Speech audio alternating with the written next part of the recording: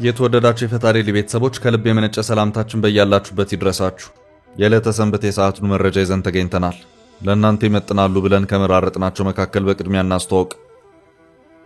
የእስራኤልና ኢራን ጦርነት እንደቀጠለ ነው። የእስራኤል አየር ኃይል ያለማንም ከልካይ በኢራን አየር ላይ እየፈነጨበት ይገኛል። በባሊስቲክ ሚሳኤሉ በኩል ደግሞ ኢራን የዋዛ አልሆነችም። ኢራን ምሽቱን በእስራኤል ላይ 2 ዙር የባሊስቲክ ሚሳኤሎችን አስወንጭፋለች። አይረን ዶም፣ አይረን ቢም፣ ዴቪድ ስሊንግ እና አሮ 2 አሜሪካ ሰራሹ ተርሚናል ሃይ አልቲቲዩድ ኤሪያ ዲፌንስ ሲስተም ወይም በምህፃረ ቃሉ ታድ የሚባለው የሚሳኤል መከላከያ ተረባርበው 100% እስራኤልን መከላከል የቻሉበት ሁኔታ አልታየም። እስራኤል ኢራንን በአየር ኃይል የበላይነት ስትደበድብ፣ ኢራን ደግሞ እስራኤልን በባሊስቲክ ሚሳኤል ደብድባለች። ምሽቱ ለሁለቱም ሀገራት ከባድ ነበር። ጥንቅራችን በሁለቱም አቅጣጫ ያሉትን የሰዓታት መረጃዎች አካቷል። ዘርዘር አድርገን የምናደርሳቸው ይሆናል። ኢራን ወሳኙን መስመር ልትዘጋ ነው።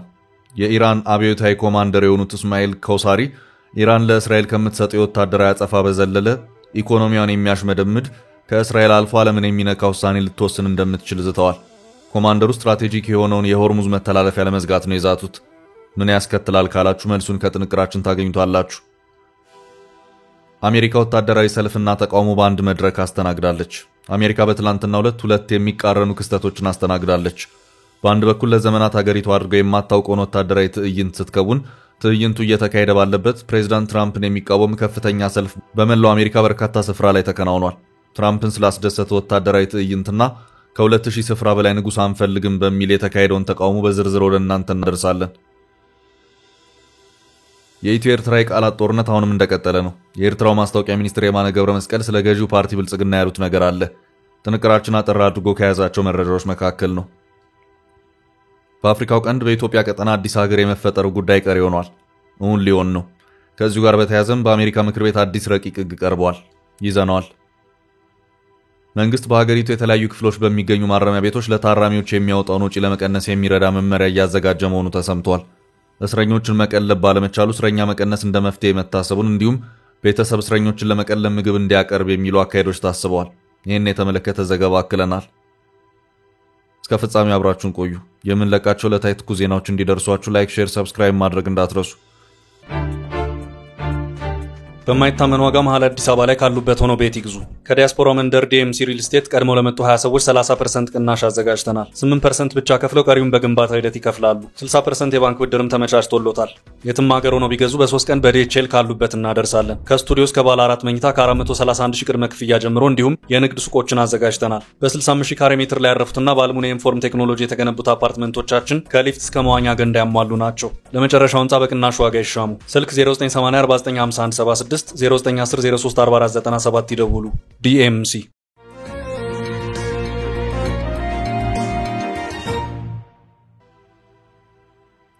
ኢራንም እስራኤልም ከባድ ጉዳት ደረሰባቸው። እስራኤል ሐሙስ ለአርብ እኩለ ሌሊት አጋማሽ እንዳለፈ በኢራን ላይ ከፈተችው መጠነ ሰፊ የአየር ጥቃትን ተከትሎ የተስፋፋው ጦርነት ትላንት ምሽትም ቀጥሎ ሁለቱም ሀገራት አንዱ በሌላው ላይ ቀላል የማይባል ጉዳትን አድርሰዋል። ሰሞኑን እንደታየው እስራኤል በአየር ኃይሏ በጥልቀት ወደ ኢራን ግዛት ገብታ ተከታታይነት ያላቸውን ድብደባዎች ስትፈጽም፣ ኢራን በበኩሏ የእስራኤል ከተሞች ላይ ባነጣጠረ መልኩ በ2 ዙር ባሊስቲክ ሚሳኤሎችን አዝንባለች። የኢራን የምሽቱ የሚሳኤል ጥቃት በሰሜንና መካከለኛው እስራኤል ላይ ያተኮረ ነበርም ተብሏል። ስመጥሮቹ የእስራኤል የሚሳኤል መከላከያዎች አይረን ዶም፣ አይረን ቢም፣ ዴቪድ ስሊንግ እና አሮ 2 የተባሉት የተባሉ ወታደራዊ ቴክኖሎጂዎች የኢራን ሚሳኤሎች ቀልባ አየር ላይ ለማክሸፍ ምሽቱን አብዝተው ተረባርበዋል። እጅግ ስራ በዝቶባቸው አምሽቷል። የሚበዛው የመከላከል ርብርብ ተሳክቶላቸዋል። የኢራን ሚሳኤሎች አየር ላይ ማክሸፍ ግን አልተቻለም። እነዚሁ የዘመኑ አነፍናፊ ጸረ ሚሳኤሎች አንድም የኢራን ሚሳኤል የእስራኤልን የአየር ክልል ጥሶ እንዳይገባ ለማድረግ የቻሏቸውን ሁሉ ጥረቶች አድርገዋል። ነገር ግን ፍጹም መሆን አልተቻለም። እስራኤልና አጋሮቿ ምሽቱን ባደረጉት መጠነ ሰፊ የመከላከል ርብርብ ሁሉንም የኢራን ሚሳኤሎች ተከላክሎ አየር ላይ ማምከን የቻሉበት ሁኔታ ባይኖርም ሌሎችም መከላከል ባይቻል ኖሮ ሊደርስ ይችል የነበረውን ከፍተኛ ጥፋት ግን መታደግ ችለዋል። የተወሰኑት የኢራን ባሊስቲክ ሚሳኤሎች እጅጉ ስብስብና ተደራራቢ ወይም ሶፊስቲኬትድ ኤንድ መልቲ-ሌየርድ ኤሪያል ዲፌንስ የተባሉትን አልፈው በእስራኤል ከተሞች ላይ ጉዳት አድርሰዋል። እስራኤል አይረን ዶም፣ አይረን ቢም፣ ዴቪድ ስሊንግ እና አሮ 2 ከተባሉት እጅግ ከዘመኑት የሚሳኤልና አየር መከላከያዎች በተጨማሪ ባለፈው ጥቅምት ሌላ አዲስ የአሜሪካን የሚሳኤል ጥቃት መከላከያ መሳሪያን በእጁ ያስገባች መሆኑ አይዘነጋም። ባለፈው ጥቅምት ወር ኢራን ከሰነዘረችባት 180 የባሊስቲክ ሚሳኤል ጥቃት ጋር በተያያዘም አሜሪካ ተርሚናል ሃይ አልቲቲዩድ ኤሪያ ዲፌንስ ሲስተም ወይም በምህጻረ ቃሉ ታድ የተባለውን ውስብስብ የሚሳኤልና የአየር መከላከያ የጦር መሳሪያን ለእስራኤል አስረክባለች። ታድ የሚሳኤል መከላከያ እስከ 1800 ማይልስ የተተኮሰ ሚሳኤልን ከርቀት አነጣጥሮ ለመለየትና እርምጃ ለመውሰድ የሚያስችል ራዳርም የተገጠመለት አደገኛ ነፍናፊ ጸረ ሚሳኤል ነው የሚባልለት ነው። ያም ሆኖ ግን ከሌሎች የተወሳሰቡ የእስራኤል ሚሳኤሎች ጋር ተጋግዞም የኢራን ሚሳኤሎች 100% በማክሸፉ ረገድ ግን በተነገረለት ደረጃ ስኬትን አላስመዘገበም። በሌላ አቅጣጫ ደግሞ እነዚህ እጅግ የዘመኑ የሚሳኤል መከላከያዎች በርካቶቹን የኢራን ተወንጫፊ ሚሳኤሎች እስራኤል ግዛት ሳይደርሱ በአየር ላይ እንዳሉ ባያከሽፏቸው ኖሮ ደግሞ ታሪኩ ሌላ ይሆን ነበር። በእስራኤል ከተሞች ላይ ደርስ የነበረው ጉዳትም ቀላል እንደማይሆን ዘገባዎች እያመለከቱ ይገኛሉ። በምሽቱ ጥቃት የኢራን ሚሳኤሎች ህንጻዎች ላይ በማረፋቸው በርካታ ሰዎች ሲሞቱ ያሉበት ሁኔታ ያልታወቁ ሰዎችም አሉ። የነፍስ አድን ሰራተኞች ሰዎችን ከህንጻ ፍርስራሾች ለማውጣት እየተረባረቡ ነው። እንደ CNN ዘገባ ከሆነ ኢራን ወደ እስራኤል ባስወነጨፈቻቸው ሚሳኤሎች እስካሁን ባለው ሁኔታ 78 እስራኤላውያን ተገድለዋል። አሁን ባለው ሁኔታ ኢራን በእስራኤል ላይ ያላትን የሚሳኤል አቅም ስትጠቀም፣ በሌላ አቅጣጫ ደግሞ እስራኤል ባላት የአየር ኃይል የበላይነት በኢራን ላይ ከባድ ሊባሉ የሚችሉ ጥቃቶችን አድርሳለች። በእስራኤል መከላከያ IDF በኩል በተለቀቀው መረጃ መሰረትም በዚሁ የአየር ጥቃት በኢራን የኒኩሌር ተቋማት ላይ ከባድ የሚባሉ ጉዳቶችን አድርሳለች። በዋና ከተማ ቴህራን የሚገኘውና ሻህራን በመባል የሚጠራው ግዙፉ ነዳጅ ማከማቻ በእስራኤል የአየር ጥቃት ተመትቶ ሲነድ ታይቷል። እስራኤል በዚሁ የአየር ጥቃቷ ቀደም ብላ ከገደለቻቸው ከፍተኛ የኢራን ወታደራዊ አመራሮች በተጨማሪ ሌሎች አመራሮችንም ጭምር ኢላማ አድርጋ የገደለች መሆኗን አስታውቃለች። 150 የኢራንን ኢላማዎች መትቻለሁ ስትልም እስራኤል ማስታወቋን ዘገባዎች ያመለክታሉ።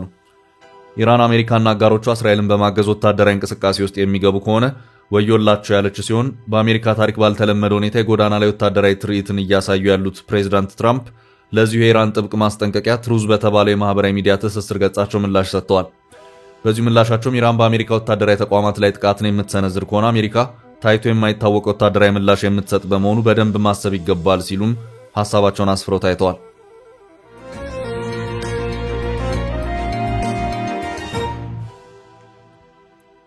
በሌላ በኩል ኢራን ወሳኙን መስመር ልትዘጋ ነው። ከሚሳኤል ባለፈ እስራኤልን የሚቀጣው የኢራን እርምጃ። የኢራን አብዮታዊ ጋርድ ኮማንደር የሆኑት እስማኤል ኮሳሪ ኢራን ለእስራኤል ከምትሰጠው የወታደራዊ አጸፋ በዘለለ ኢኮኖሚን የሚያሽመደምድ ከእስራኤል አልፎ ዓለምን የሚነካ ውሳኔ ልትወስን እንደምትችል ዝተዋል። ኮማንደሩ ስትራቴጂክ የሆነውን የሆርሙዝ መተላለፊያ ለመዝጋት ነው የዛቱት። መተላለፊያው የፋርስ ባህረ ሰላጤና የኦማን ባህረ ሰላጤ የሚገኝ ሲሆን የፋርስ ባህረ ሰላጤ ወደ ውቅያኖሶች የሚያሻግር ነው። በዓለማችን ካሉ ስትራቴጂክ መተላለፊያዎች አንዱ ሲሆን ኢራን ከዚህ መተላለፊያ 20 በመቶ የሚሆነውን ትቆጣጠራለች። ኢራን ይህንን ወሽመጥ ለመቁረጥና ለመዝጋት ከወሰነች በዓለም የነዳጅና ንግድ ዝውውር ላይ ከፍተኛ እንቅፋት የምትፈጥር ይሆናል። ውሳኔው ከተተገበረ ዓለም አቀፉ ማህበረሰብም ተጎጂ የሚሆንበት ይሆናል። ኢራን ይህንን እስራኤል ላይ ጫና እንዲደረግ የእስራኤል አጋሮች አሜሪካና ሌሎች ወደ ጦርነቱ እንዳይገቡ ለማገድ ከገቡም እንደ አማራጭ መደራደሪያ ልታደርገው ትችላለች ተብሏል።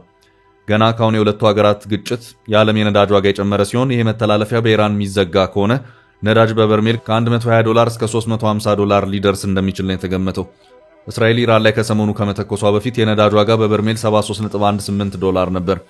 የመስመሩ መዘጋት፣ የነዳጅ ጫኝ ታንከሮች እንቅስቃሴ መታገድ የነዳጅ ዋጋ በአሜሪካ ገበያ በጋሎን እስከ $4.50 ሊያሻቅብ መቻሉን ግምት ተሰጥቶበታል።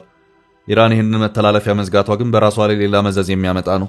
በአሜሪካ ማዕቀብ እንዲሁም የተገደበው የኢራን የነዳጅ ኤክስፖርት ብቸኛ መውጫው ይሄ ወሽመጥ ነው። በሌላ አነጋገር ኢራን የራሷን ነዳጅ ገበያ ትጎዳለች። የየመኑ ሁቲ በቀይ ባህር መርከቦችን የማስተጓጎል ድርጊት የሚታወስ ነው። ቀይ ባህር ቢዘጋ ግን መርከቦች አፍሪካን ዞሮ የማለፍ አማራጭ አላቸው። የሆርሙዝ መተላለፊያ መዘጋት ግን ምንም ሌላ አማራጭ አለመኖሩ ተጽዕኖውን ዓለምን እንዲሰማው ማድረግ የሚያስችል ነው። አሜሪካ ይህንን የኢራን ውሳኔ በማሰብ ከዚህ ቀደም በአካባቢው ማለትም በባህሬን ለዚህ ጊዜ የሚሆን ጦር እንዳስቀመጠች ይነገራል።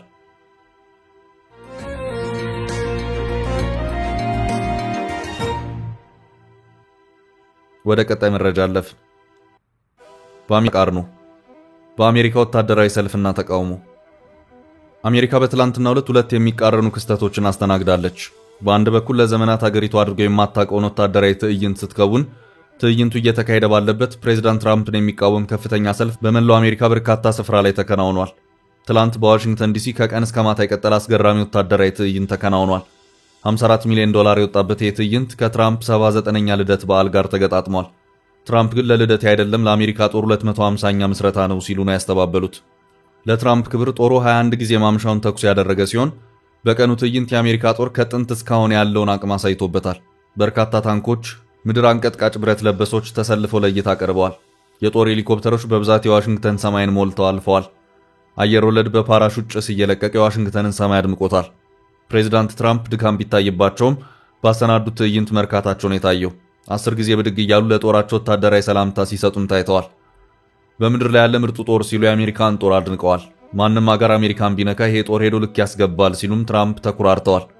ከ7000 በላይ ወታደሮች የታዩበት ይሄ ትዕይንት በአሜሪካ ከበርካታ አስርት ዓመታት ወዲህ ታሪክ ትልቁ የወታደራዊ ትዕይንት ሲባል ትዕይንቱ በዝናባማ የአየር ጠባይ የተፈተነም ነበር።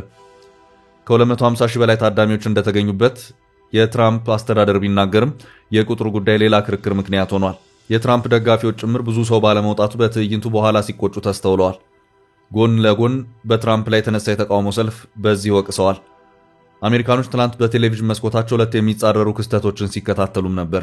ትራምፕን ያስደሰተው ትዕይንት እየተደረገ ባለበት ጎን ለጎን በመላው አሜሪካ ነገስታትን አንፈልግም የሚል ተቃውሞ ተቀጣጥሎ ታይቷል። በሺዎች የሚቆጠሩ አሜሪካውያን በ2000 በላይ ተቃውሞ ሰልፎች በመላው አሜሪካ አድርገዋል። ኖ ኪንግስ የሚል መፈክራቸውን ከፍ አድርገው አሳይተዋል። አስተባባሪዎቹ በሚሊዮን የሚቆጠሩ ተሳታፊዎች የተሳተፉበት በመቶዎች የሚቆጠሩ የተቃውሞ ሰልፎች መካሄዳቸውን ተናግረዋል። ይህ ሰልፍ የተካሄደው በሎስ አንጀለስና በሌሎችም አካባቢዎች የፕሬዝዳንቱ የስደተኞች ፖሊሲ ላይ ተቃውሞ ከተነሳ ከቀናት በኋላ ነው።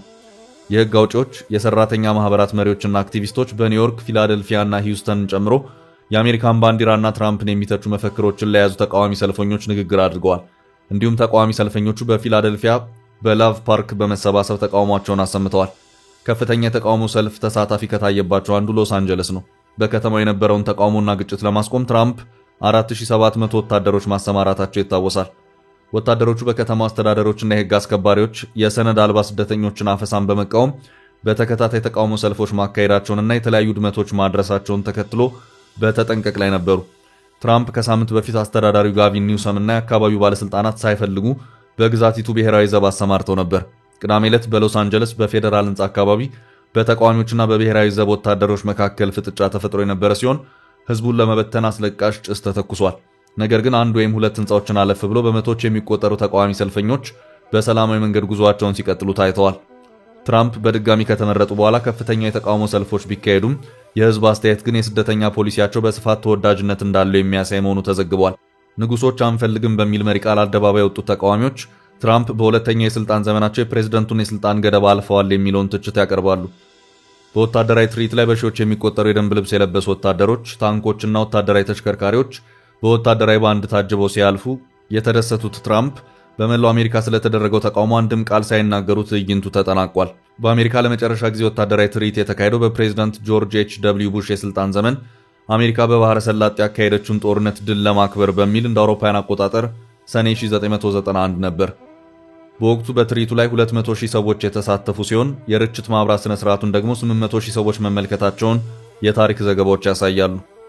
በቅዳሜው ዝግጅት ላይ አየሩ እርጥበታማ ስለነበርና ዝናብ ይዘንባል የሚል ትንበያ በመኖሩ የታደሙ ሰዎች ቁጥር ከተጠበቀው በታች መሆን ግን የትራምፕን አስተዳደር ቅር ያሰኘ ሆኗል።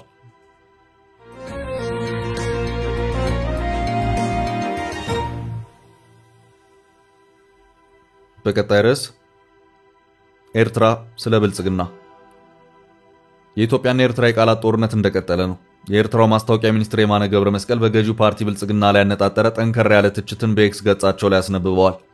የማነ ገብረ መስቀል በዚሁ ኤክስ ገጽ ልጥፋቸው የኢትዮጵያው ገዢ የብልጽግና ፓርቲ ባለስልጣናትና ተከታዮቻቸው ማንም ተራ ሰው በቀላሉ ሊረዳቸው የሚችሉ የዓለም አቀፍ ሕግ ሀሁዎችን በሚጻረር መልኩ አንድን ጉዳይ እየደጋገሙ ነው ያሉ ሲሆን በዚህም አመራሮቹ አሁን ባለው ሁኔታ እያንጸባረቋቸው ያሉት መከራከሪያዎች ማንም በቀላሉ ሊረዳቸው ከሚችሉ አመክንዮዎች ያፈነገጡ ከዓለም አቀፍ ድንጋጌዎች የሚወጡ ናቸው ሲሉ ሞቅሰዋል። ሚኒስትሩ አስተያየታቸውንም በመቀጠል የብልጽግና ፓርቲ ባለስልጣናትና ተከታዮቻቸው ኤርትራና ኢትዮጵያ እንደገና በጀመሩት መቀራረብ ግራ መጋባት ወይም ተስፋ መቁረጥ አይነት ስሜት ይታይባቸዋል ሲሉም አስታውቀዋል። የብልጽግና ባለስልጣናትና ተከታዮቻቸው ኤርትራ በባህር ግዛቷ ላይ ያላትን የማይገሰስ ሉዓላዊ መብት በከፊል ለጨረታ ለማቅረብ ዝግጁ እንዳልሆነች ተረድተዋል ሲሉም ሚኒስትሩ በዚሁ ኤክስ ልጥፋቸው ላይ ሐሳባቸውን አስፍረው ታይተዋል። ሰሞኑን በህዝብ ተወካዮች ምክር ቤት ተገኝተው በበርካታ ሀገራዊና ቀጠና ጉዳዮች ማብራሪያ የሰጡት ፊልድ ማርሻል ብርሃኑ ጁላ ከኤርትራ ጋር እንደዚሁም ከባህር በሩ ጋር በተያያዘም ሰፋ ያለ ማብራሪያን የሰጡ ሲሆን የኤርትራና የኢትዮጵያን ችግር ለመፍታት መንግስታችን ብዙ ርቀት ሄዷል በማለትም ግን ደግሞ አልተሳካም ሲሉም በዚሁ ማብራሪያቸው ተናግረዋል። የባህር በር ስላለኝ እናንተን እንደፈለኩ ላደርጋችሁ የሚል አስተሳሰብ አለ፣ በእኛ በኩል ደግሞ የለም መሆን የለበትም በጋራ ተጠቃሚነት የሚል ምላሽን ስንሰጥ አሁን ኩርፊያ መጥቷል፣ መወራጨትም አለ ሲሉም ተናግረዋል።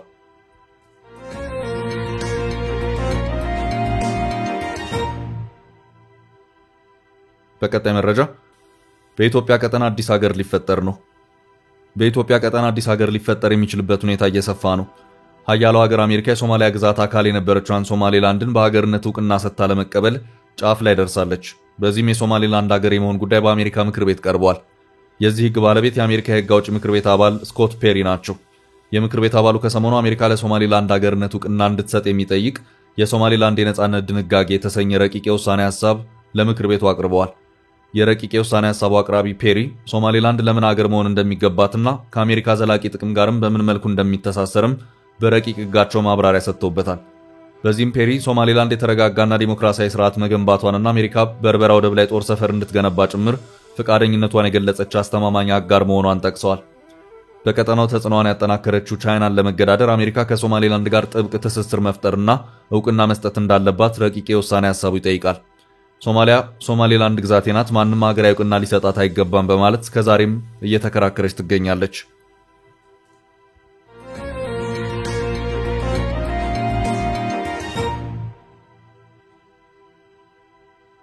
በመጨረሻም ቀለብ ባለመቻሉ የእስረኞቹን ቁጥር ለመቀነስ መመሪያ ተዘጋጀ።